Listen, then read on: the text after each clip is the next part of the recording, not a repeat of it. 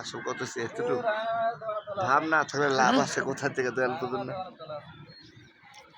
ভাব না হলে কিছু আসছে হ্যাঁ লাইন নাই তো দেখ এখন এমনি কথা উঠাইতেছে এটা উঠাইতে পারেন সমস্যা নেই কথা বোঝেন যদি কেউ ভালো লাগে আমাদেরকে পছন্দ হয় আল্লাহর 18 মাকলুকাতের সৃষ্ট জীব মানুষ আবার সৃষ্ট নিকৃষ্ট মানুষ মানুষ মানুষ কল্যাণ মুক্তি আবার মানুষ ঠিক আছে খান্নাস মুক্তি তো আমরা গুরু ব্যক্তির লোক আশা করি প্রত্যেকটা মানুষের কাছে খান্নাস থাকে ও ব্যাসের 1 নম্বর গেটও খান্নাস প্রবেশ করে যেরকম আমি একটা বাড়ি করলাম 10 তলা 20 তলা বাড়ি বানালাম নিচতলায় দেখবেন মেন গেটে কিন্তু একটা দারোয়ান থাকে দারোয়ানকে যদি আপনার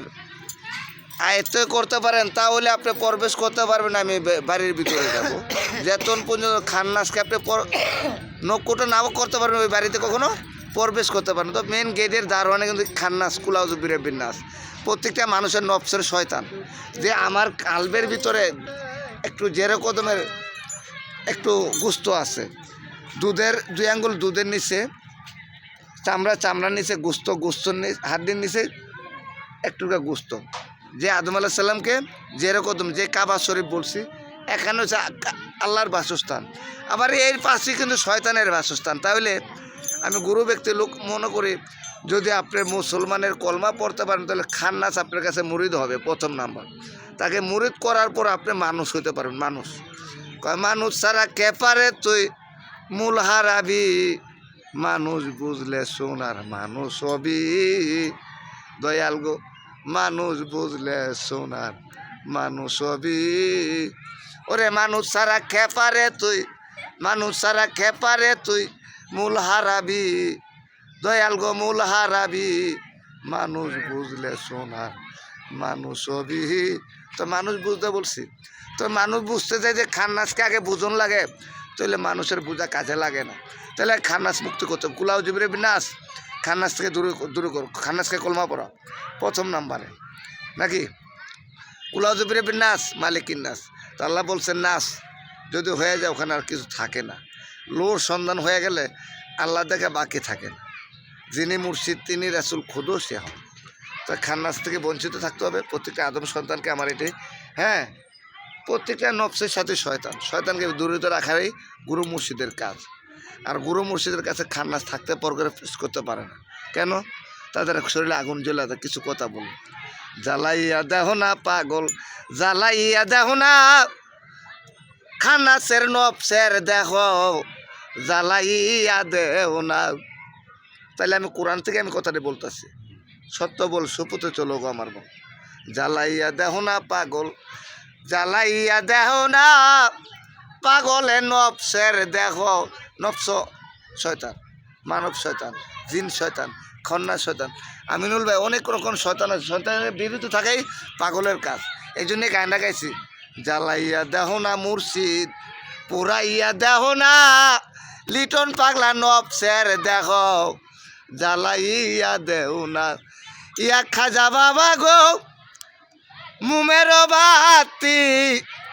পাগল রে বানাও না তার ভিতরে একটা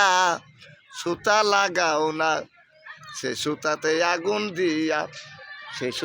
আগুন দিয়া আমিনুল ভাই পুরিয়া ছাই করো না আমিনুল ভাইয়ের নফসের আগুন তোমরা পুরাইয়া ছাই করো না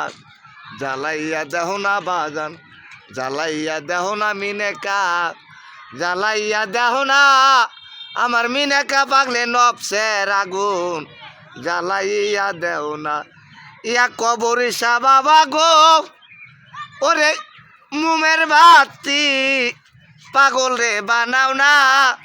তার ভিতরে একটা সুতা লাগাও না সে সুতাতে আগুন দিয়া ময়না রে সে সুতাতে আগুন দিয়া পুরিয়া ছাই করো না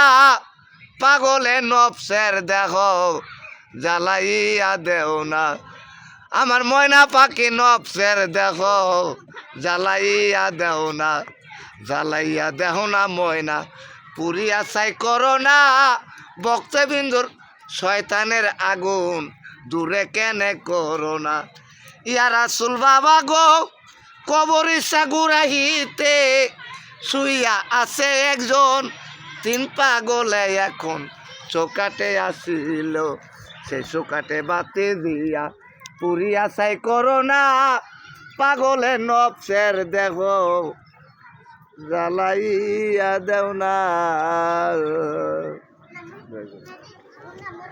যদি করে ভালো লাগে ক্ষমা দৃষ্টিকে দেখবেন, আর লাইক করবেন, কমান দিবেন মাঝে মধ্যে, যেমন লিটন পাগলা দু একটা ভালো ভালো ইত্যাদি গুরু মুর্শিদি দু একটা কালাম আপনাদের শোনাইতে পারি। সবার প্রতি সালাম, আসসালামু আলাইকুম ওয়া রাহমাতুল্লাহি ওয়া বারাকাতুহু।